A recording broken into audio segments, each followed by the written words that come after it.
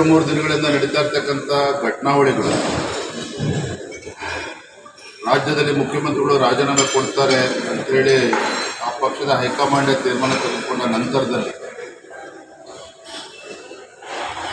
ಮುಂದೆ ಏನೇನು ಬೆಳವಣಿಗೆಗಳು ಆಗ್ತವೆ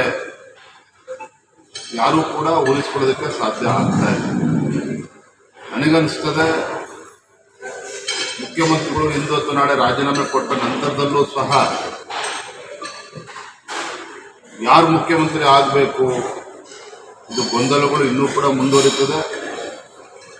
ಅಷ್ಟು ಬೇಗ ಇದಕ್ಕೆ ಉತ್ತರವನ್ನು ಕಂಡುಕೊಳ್ತಕ್ಕಂಥ ಶಕ್ತಿ ಕಾಂಗ್ರೆಸ್ ಪಕ್ಷಕ್ಕಾಗಲಿ ಕಾಂಗ್ರೆಸ್ ಹೈಕಮಾಂಡ್ಗಿದೆ ಅನ್ನೋದು ನನಗಂತೂ ನಂಬೋದಕ್ಕೆ ಸಾಧ್ಯ ಆಗ್ತಾ ಇಲ್ಲ.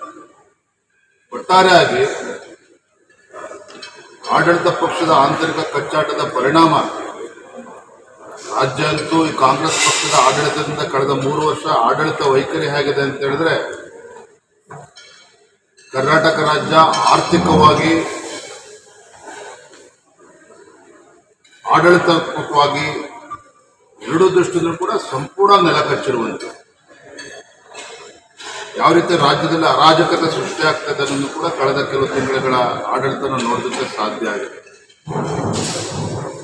ಒಂದು ಕಡೆ ಆರ್ಥಿಕ ದಿವಾಳಿಯತ್ತ ಕರ್ನಾಟಕ ರಾಜ್ಯ ಸಾಗ್ತಾ ಇದ್ದರೆ ಭ್ರಷ್ಟಾಚಾರ ಮತ್ತು ಆಡಳಿತದ ಕುಸಿತದಿಂದಾಗಿ ಸಾಮಾನ್ಯ ಜನರಿಗೂ ಬೇಸತ್ತಿರುವುದನ್ನು ಕೂಡ ನಾವು ನೋಡ್ತಾ ಇದ್ದೇವೆ. ರೈತರ ಸಮಸ್ಯೆನ ಕೇಳೋದಕ್ಕೆ ಆಗ್ತಾ ಇಲ್ಲ.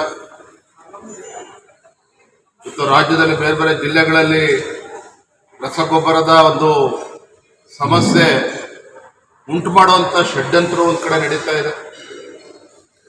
ರೈತರ ಗೋಳನ್ನು ಕೇಳದೇ ಇರ್ತಕ್ಕಂಥ ಪರಿಸ್ಥಿತಿ ಸಚಿವರು, ಉಸ್ತುವಾರಿ ಸಚಿವರಾಗಲಿ ಶಾಸಕರಾಗಲಿ ಯಾರೂ ಕೂಡ ಗಮನ ಕೊಡೋದಕ್ಕೆ ಆಗ್ತಾ ಇಲ್ಲ. ಎಲ್ಲರೂ ಕೂಡ ದೆಹಲಿನಲ್ಲಿ ಬೀಳ್ಬಿಟ್ಟಿರುವಂಥದ್ದು, ಬೆಂಗಳೂರಲ್ಲಿ ಬೀಳ್ಬಿಟ್ಟಿರುವಂಥದ್ದು. ಸೊ ಒಟ್ಟಾರೆಯಾಗಿ ಹೇಳೋದಂದ್ರೆ ಈ ಕಾಂಗ್ರೆಸ್ ಸರ್ಕಾರ ರಾಜ್ಯದ ಜನರ ಪಾಲಿಗೆ ಶಾಪವಾಗಿ ಪರಿಣಾಮ ಆಗಿದೆ. ರಾಜ್ಯದ ಜನರು ಸರ್ಕಾರದ ಬಗ್ಗೆ ವಿಶ್ವಾಸವನ್ನು ಕಳೆದುಕೊಂಡು ಎಷ್ಟೋ ದಿನಗಳಾಗಿದ್ದಾರೆ.